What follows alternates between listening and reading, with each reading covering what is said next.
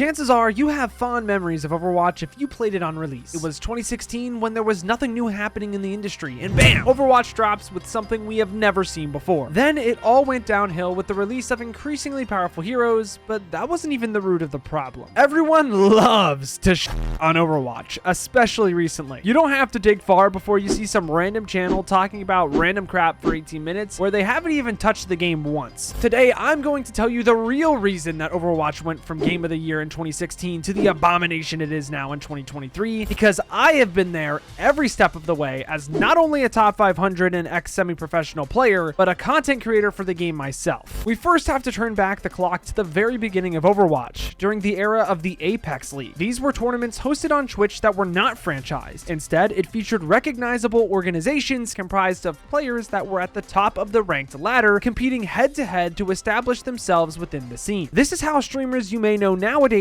like J3, Dafran, Emong, and even XQC got their start. Any player had a fair shot of climbing and then getting scouted in the ranked ladder. Because of this, Overwatch was seen as a 6v6 competitive shooter and was revolutionary upon its release. Keep in mind, I said the word competitive. Everybody took the game seriously in 2016, and that is why it flourished, because the game had a set, clear identity. Make sure you keep that in mind. In late 2017, the Overwatch League, a franchise league mirroring that of the NFL, was created with teams representing different cities, most notably the San Francisco Shock, Dallas Fuel, and the infamous 0-40 Shanghai Dragons. At the beginning, this was really good for the game. The games were all held in person, and it gave players something new to strive for. It was exciting, but then a game released that changed everything. That's right, Fortnite Battle Royale. You have to live under a rock if you don't know what Fortnite is. Anyone that has lived or played games for the past 10 years knows that this game absolutely revolutionized what it meant to be a successful game. We aren't going to focus on the Battle Pass monetization system just yet, or the cartoony graphics that were appealing to children. We're going to focus on the fact that upon launch, Fortnite was marketed as a casual game. There was no competitive playlist at the time, nor was there a tournament circuit that was consistent that I know of. The game's initial selling point was that it was a fun game to play with your friends and maybe get dumpstered by your favorite streamer Ninja. If you are Blizzard Entertainment in that situation, obviously all plans internally are going to revolve around how you can compete against Fortnite. This was the beginning of the end for Overwatch. The beginning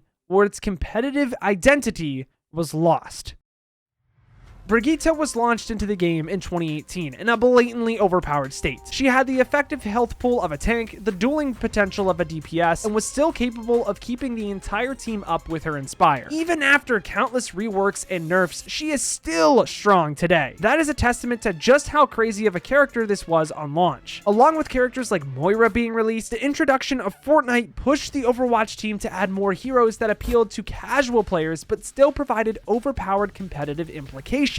The problem I am getting at, though, with the release of these characters is not that they shifted the balance of the game to a crazy extent. The real problem is that with the implementation of these heroes, Overwatch lost its identity and never reclaimed it, nor did it shift to a new one. It was a game that simply lost its purpose. Players are subconsciously looking for reasons not to spend time playing your game constantly. Therefore, it is important that you deliver an experience they feel they cannot get anywhere else. Overwatch used to do this by delivering the best competitive experience on the market, but then it tried to be something it wasn't, a casual experience that was still trying to be competitive, and it just didn't work. Fast forward 2 more years and we are brought to April 14th of 2020. COVID-19 absolutely wrecked this game. The Overwatch League was still performing surprisingly well aside from the lack of competitive identity in Overwatch, but with the introduction of the pandemic, all competition was sent online and stayed that way. That killed the league. There was no longer an appeal to watch these games, as from the casual perspective, you could just watch your favorite streamer and get the same quality of games in their eyes somewhere else. I commend the Overwatch team in this time though, because on April 14th of 2020, they also released Echo and essentially announced to the community that this would be the last major change before Overwatch 2's big release. This was the best decision they could have ever made.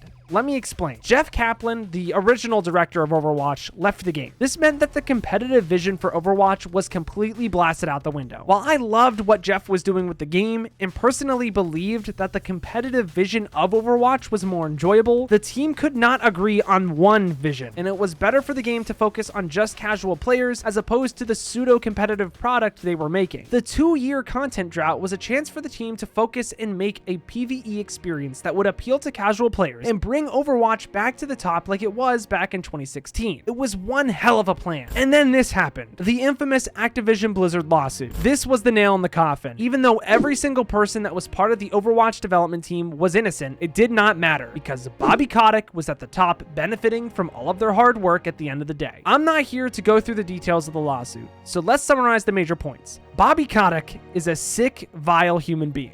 And now, since he knows the time he has at the company is thinning out, he wants to make as much short-term profit as humanly possible. 2 things happened because of this. 1, Microsoft buys out Activision, made effective at the end of the fiscal year of 2023. And 2, Overwatch 2 development is rushed. What this means is that Bobby has until the end of 2023 to make as much money as possible. Overwatch 2 is released early with a subpar competitive system because the game was still meant to be geared towards casual players. However, without PvE, players felt as though that this was the end product of Overwatch 2 and that the PvP was the main attraction. The deep PvE was the last chance for Overwatch to redefine its identity and set itself apart from the competition once again. And I think we all know where this is going. Yep, PvE's original vision was canceled. Now we are getting something that is comparable to a Call of Duty campaign that is not replayable and is quite forgettable. Will profits skyrocket in the short term? Yes. Is the franchise effectively dead in the long term? Absolutely. The real reason Overwatch died was not because of a few poorly balanced heroes. It has nothing to do with the poor ranked system alone either. It all comes down to one thing. The game lacks identity. I mean, listen to why XQC, the original face of Overwatch, stopped playing the game. It's not competitive. Why bother playing a competitive game all in when it's not competitive? There is no clear, transparent vision for the game that is broadcasted to the players. This has nothing to do with the developers of the game either, because it is impossible to develop a vision when your boss doesn't give a fuck and just wants to make money before he gets canned. As an Overwatch fan, it's just disheartening. The reason Overwatch is failing is not because of the rank system, nor is it because of the effective cancellation of what PvE could have been. It is because of the acts of an evil man in power taking advantage of the system, and there is absolutely nothing we can do about it. I don't see Overwatch ever climbing back to the top after the past 7 years. I still love this game. There's no game that will make me feel the same, but I have to use my greater judgment and just know that it might just be time to move on to something else. The gaming industry has been quiet for a while. It is only a matter of time until the next wave of games comes out and redefines what the industry is as we know it. Whether it be through Project Loki, BattleBit, or through the new extraction shooter genre that is popping off, I know we are about to get something big. Until then, I'm still creating content on Overwatch on my main channel, aiding people to achieve their goals, because that's all I really wanted to do to begin with. Thank you all so much for watching, but until next time, I've got to peace out and pass out. I'll see you in the next one.